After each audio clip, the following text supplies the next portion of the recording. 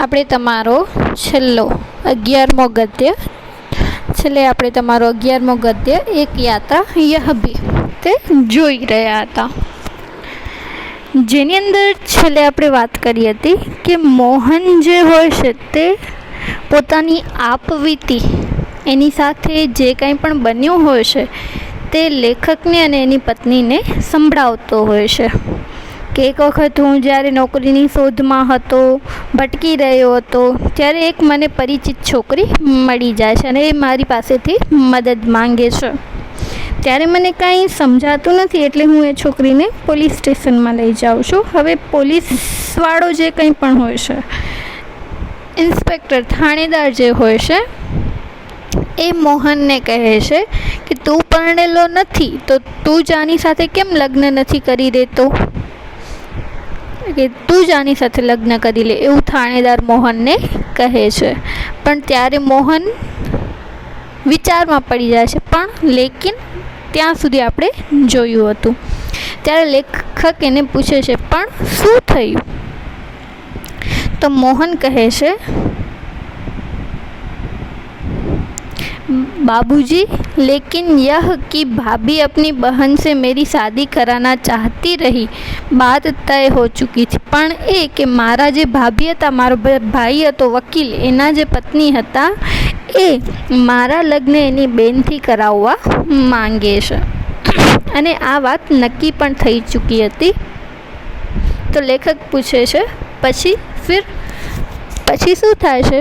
તો મોહન કહે છે बाबूजी, मैंने सोचा भाभी जी की बहन से तो कोई भी अच्छा आदमी शादी कर लेगा, वहाँ कोई संकट नहीं है, लेकिन इस लड़की की तो ज़िंदगी खतरे में. મેં એવું વિચાર્યું કે ભાભીની જે બહેન છે એ તો સારી છોકરી છે, એની સાથે કોઈ પણ સારો છોકરો લગ્ન કરી શકે છે, પણ સંકટ એ વાતનો છે, મુશ્કેલ એ છે કે આ લડકી, આ જે છોકરી છે એની આખી જિંદગી खराब થઈ जासे. लड़की सुंदर भी है, परिचित भी, और सबसे अहम बात यह है कि वह संकट में है. આ જે છોકરી મારા પાસેથી મદદ માંગી રહી હતી એ ખૂબ સારી દેખાવડી પણ છે, હું એને ઓળખું પણ છું, અને મુખ્ય વાત એ કે તે હમણાં મુશ્કેલીમાં હતી, એના ઉપર હમણાં આફત હતી અને આફતમાં કોઈની મદદ કરવી જોઈએ. इससे विवाह करना प्रीतिकर भी होगा और मानवीय भी. એટલે કે એનાથી લગ્ન કરવો એ સારું પણ રહેશે અને માનવતાનું એક કામ પણ થઈ જશે કે હું એની જિંદગી બચાવી લઈશ. લેકિન વળી પાછો કહે છે કે પણ, તો લેખક ફરી એને પૂછે છે ફિર લેકિન, ફરી પાછું એવું શું થાય છે? તો મોહન કહે છે हाँ, अब समस्या यह कि विवाह एकदम तो न हो जाएगा, कि लग्न आम अचानक तो न થઈ જાય. यदि लड़की घर गई तो फिर वही बेच दिए जाने का संकट. जो છોકરી પાછી ઘરે જશે તો એ જ મુશ્કેલી આવી પડશે એના ઉપર કે ફરીથી એને એના માતા પિતા વેચી નાખશે, અને મેં સાથ લે જાઉં તો ભૈયા ભાભી તો નારાજ હોંગે ही. અને જો છોકરી પોતાના ઘરે જાય તો એને એના માતા પિતા વેચી નાખશે, અને હું એને મારા ઘરે લઈ જાઉં તો મારા ભાઈ ભાભી મારાથી नाराज થઈ જશે, ગુસ્સે થશે. इसके माँ बाप मेरे ऊपर लड़की भगाने का केस कर देंगे. જો હું એને મારા ઘરે લઈ જઈશ તો એના જે માતા પિતા છે એ છોકરી ભગાડી જવાના કેસ મારા ઉપર નાખી દેશે.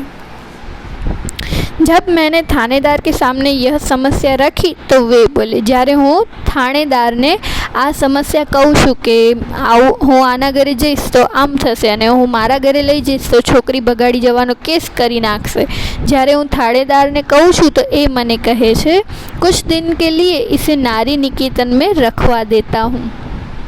થોડાક દિવસો માટે હું એને નારી નિકેતન નામની જે સંસ્થા છે એ સંસ્થા સ્ત્રીઓની મદદ કરે છે, એ સંસ્થાની અંદર હું એને રોકાવા માટે કહી દઉં છું. લડકી સે મા બાપ કે ખિલાફ શિકાયત लिखवा कर रख लेता हूँ. અને છોકરી પાસેથી હું એવો રિપોર્ટ લઈ લઈશ, લખાવી લઈશ કે એના જે માતા પિતા છે એના વિરુદ્ધ હું ફરિયાદ લખાવીને રાખી દઈશ. 15 दिन बाद उन्होंने मंदिर में उससे मेरी शादी करवा दी। થાણેદારે 15 દિવસ પછી તે છોકરી સાથે મોહનના લગ્ન કરાવી દીધા। કોણે? થાણેદારે। मैंने कहा मोहन ऐसे थानेदार कहाँ होते? ત્યારે લેખકે મોહનને કીધું કે આવા થાણેદાર આજકાલ બહુ ઓછા જોવા મળે છે। मुझे तो इस घटना पर विश्वास ही नहीं हो रहा है। મને તો આ તારી સાથે જે કંઈ પણ બનાવ બન્યો, ઘટના બની, એના ઉપર વિશ્વાસ જ નથી થતો। लगता है कथा सुन रहा हूँ। जाने कि હું વાર્તા સાંભળી રહ્યો છું, ટીવીની જે કથા હોય એ સાંભળી રહ્યો હું એવું મને લાગી રહ્યું છે। ત્યારે મોહન કહે છે, आप सही कह रहे हैं बाबूजी, लेकिन यह थानेदार कवि भी है। તમે સાચું કહો છો કે મારી જે વાત છે એ તમને એક વાર્તા જેવી, કથા જેવી લાગશે, પણ આ જે થાણેદાર છે એ કવિ પણ છે। कवि सम्मेलन में कविताएं पढ़ता है और इसकी कविताएं मानवीय संवेदना से भरी होती है।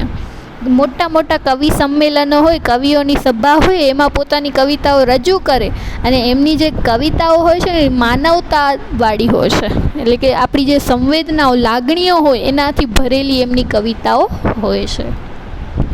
हाँ, तब ठीक है भाई, हर क्षेत्र में कोई न कोई मसीहा दिखाई पड़ ही जाता है। हाँ तब હવે કહે છે કે હા સારું, કોઈકને કોઈક ઘટના, કોઈકને કોઈક બનાવમાં આપણને એક મસીહા એટલે કે દેવદૂત, ભગવાનનો જે માણસ જેને આપણે કહીએ છીએ, એ આપણની મદદે આવી જ જતો હોય છે અને તારી લાઈફમાં એ થાણેદાર મસીહા, દેવદૂત બનીને આવ્યો છે।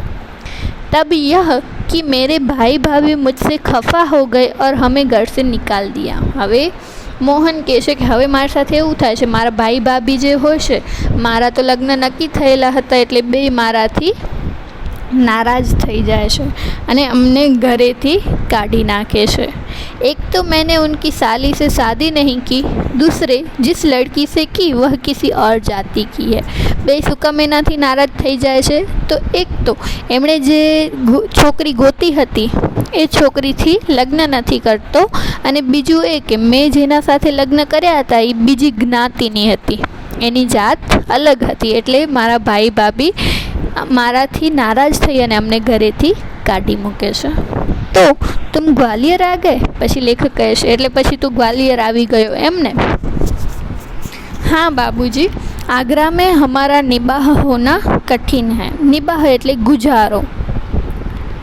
કહે છે કે આગ્રામાં અમારું જીવન નિર્વાહ કરવું એ ખૂબ જ કઠિન બની ગયું હતું।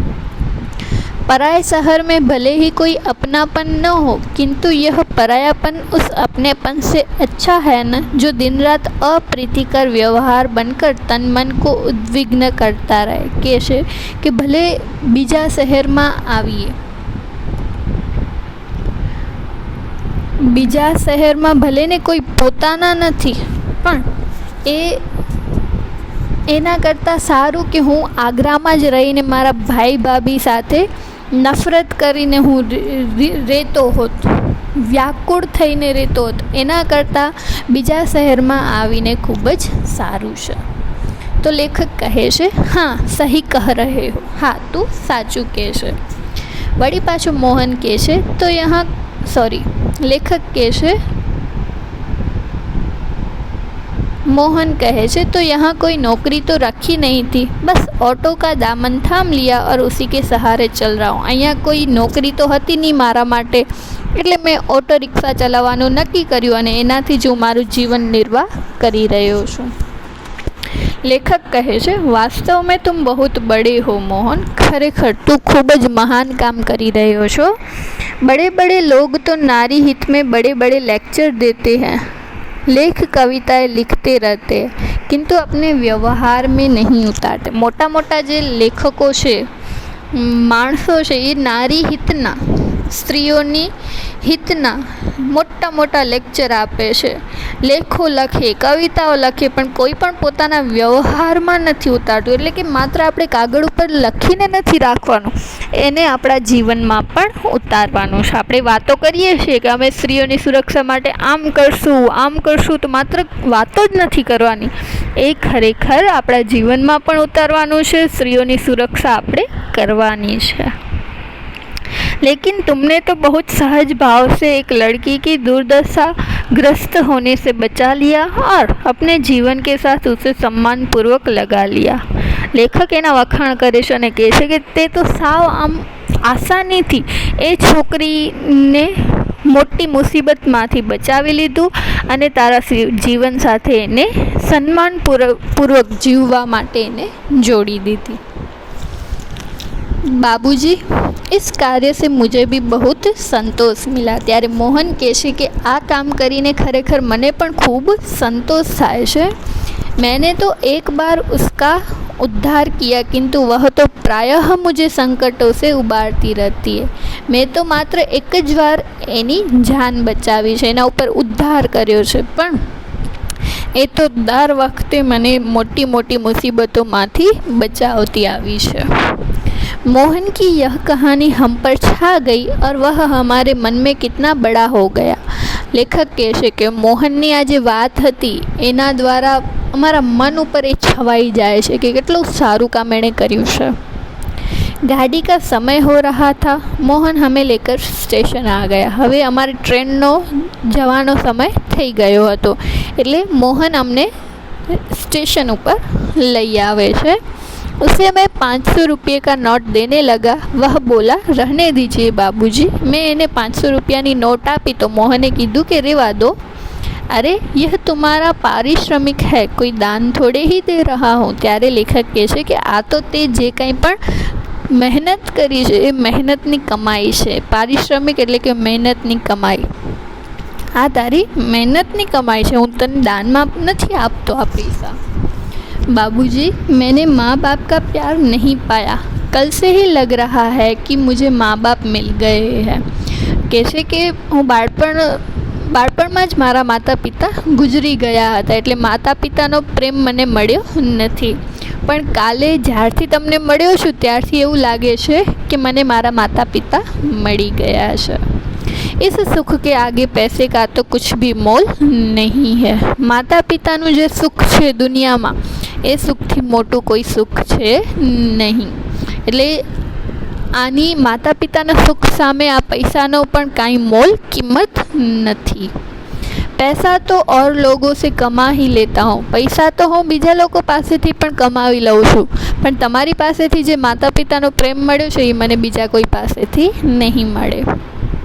बेटे, लेकिन मेरी भी तो सोचो, मैं बेटे का शोषण कैसे कर सकता हूँ? पर तू मारू तो विचार, हूँ मारा छोकरानो शोषण करी सकूँ? नहीं ने। लेकिन यह तो बहुत है, इतना लूँगा तो आपका शोषण हो जाएगा। तो मोहन कहे कि आ तो तमे वधारे ज पैसा आपी रह्या छो, जो हूँ आटला बधा पैसा लईश तो तमारू शोषण थाशे। यह कहकर वह 500 का नोट लेकर 300 वापस करने लगा। એવું કહી અને એણે 500ની નોટ લીધી, એમાંથી 300 રૂપિયા પાછા આપવા लाग्यो और बोला, मुझे इतना पराया न कीजिए बाबूजी। મને તમારાથી આટલો અજાણ્યો પરાયો ન કરો। जब भी ग्वालियर आइएगा मुझे बुला लीजिएगा। જ્યારે તમે ગ્વાલિયર ફરવા માટે આવો ત્યારે તમે મને બોલાવી લેજો। मेरा फ़ोन नंबर तो आपके पास है ही, मारा नंबर तो तमारी पासे छे, एटले ज्यारे तमे आवो अहींया फरवा माटे त्यारे मने फ़ोन करीने बोलावी लेजो, हूँ आवी जाईश। लेकिन मेरी एक शर्त है। त्यारे लेखक कहे छे कि हाँ, अमे तने बोलावशुं, पण मारी एक शरत छे। तो मोहन पूछे छे, वह क्या बाबूजी, तमारी शुं शरत छे? ये 500 रुपये चुपचाप तुम्हें लेने ही पड़ेंगे। आ 500 ની નોટ તને કાંઈ પણ બોલ્યા વગર ચુપચાપ લેવી જ પડશે। उसने 300 रुपये अपनी जेब में रख लिए, जैसे कह रहा हो, यह कैसी शर्त आपने रख दी बाबूजी। હવે એણે 300 રૂપિયા જે પાછા આપવા માટે કાઢ્યા હતા એ પોતાના પાસે રાખી લે છે, ખિસ્સામાં નાખી દે છે અને જાણે મનમાં જ કહેતો હોય કે આ કેવી શરત તમે રાખી દીધી। कुछ क्षण बाद बोला, बाबूजी आपका फ़ोन नंबर तो मेरे फ़ोन पर आ ही गया है, कभी कभी फ़ोन करता रहूँ क्या? थोड़ा सेकंडों बाद, थोड़ीक मिनिट पछी बोल्यो कि बाबूजी तमारा नंबर मारी पासे छे, तो શું હું તમને ક્યારેક ક્યારેક फ़ोन કરી શકું?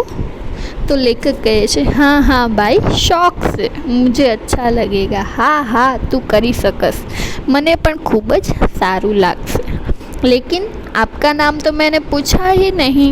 तो મોહન કહે છે કે તમારું નામ શું છે, તો મેં પૂછ્યું જ નહીં। ત્યારે લેખક કહે છે मैं हूँ सत्यकेतु और पत्नी है कामना, મારું નામ સત્યકેતુ છે અને મારી પત્નીનું નામ છે कामना। और जब हम स्टेशन के अंदर जाने लगे तब वह आँखें मैं न जाने कितना अपनापन लिए हमें निहारता रहा।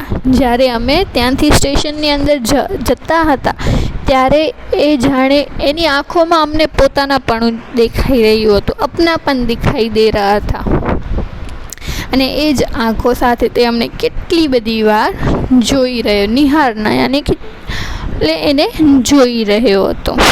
અને એવી જ રીતે અહીં તમારો આ પાઠ પૂરો થાય છે। સમજાઈ ગયું? આના જે શબ્દાર્થ અને સ્વાધ્યાય છે તે તમારે નોટબુકની અંદર લખી અને એના ફોટોઝ મને મોકલવાના રહેશે।